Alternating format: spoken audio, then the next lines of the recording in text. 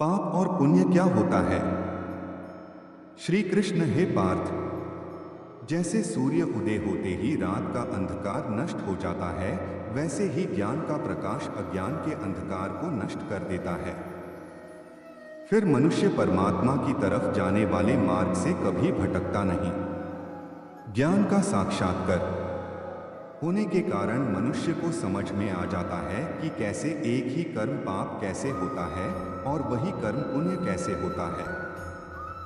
अर्जुन, तुम कहते हैं हो कि एक ही कर्म पुण्य भी हो सकता और पाप भी, वो कैसे?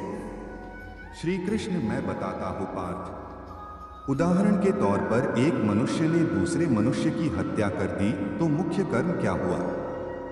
हत्या करना, परंतु यही कर्म पुण्य भी हो सकता है और पाप भी। अर्जुन, क्या कह रहे हो केशव?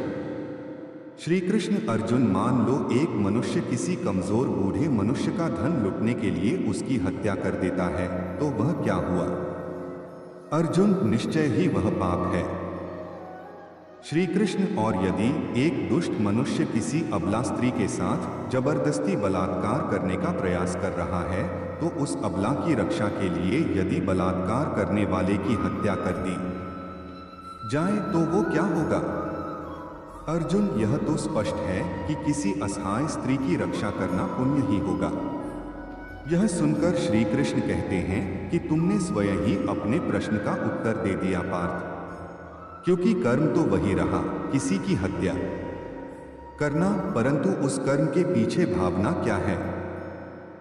मारने वाले की नियत क्या है? इसी के फर्क से एक ही कर्म पाप हो सकता है अथवा पुण्य। हे अर्जुन, अर्थात मनुष्य जिस भावना से अपना कर्म करता है, उसी के हिसाब वह पाप और पुण्य में बदलता है। कर्म के इस ज्ञान के द्वारा मनुष्य को कर्म, अकर्म और विकर्म का अर्थ पता चल जाता है। प्रश्न 2, गीता के अनुसार कर्म, अकर्म और विकर्म क्या है? अर्जुन, कर्म, अकर्म और विकर्म ये क्या होता है केशव?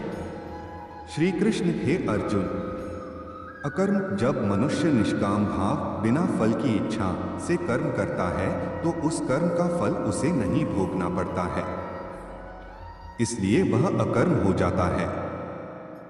कर्म, कर्म उसे कहते हैं तो सकाम भाव से कर्म फल की इच्छा से किया जाता है। उसका फल कर्म के अनुसार अवश्य मिलता है। अच्छे कर्म का अच्छा और बुरे का बुरा। यह सुनकर अर्जुन कहता है कि विकर्म, विकर्म तब श्री कृष्ण कहते हैं कि असत्य, कपट, हिंसा आदि अनुचित और निषिद्ध कर्म करना ही विकर्म है।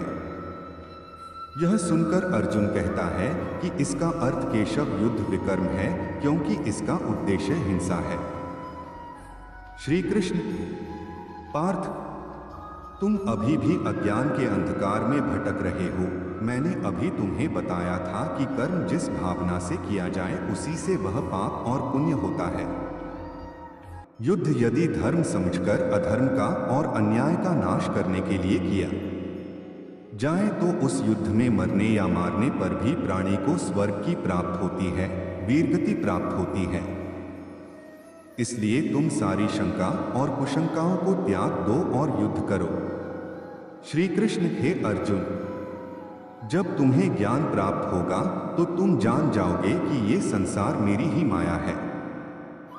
यह संसार मेरे से ही उत्पन्न हुआ है और मैं ही इस संसार का पालक हूँ और मैं ही इस संसार का संहारक हूँ। ये सारी सृष्टि मेरी ही माया का खेल है।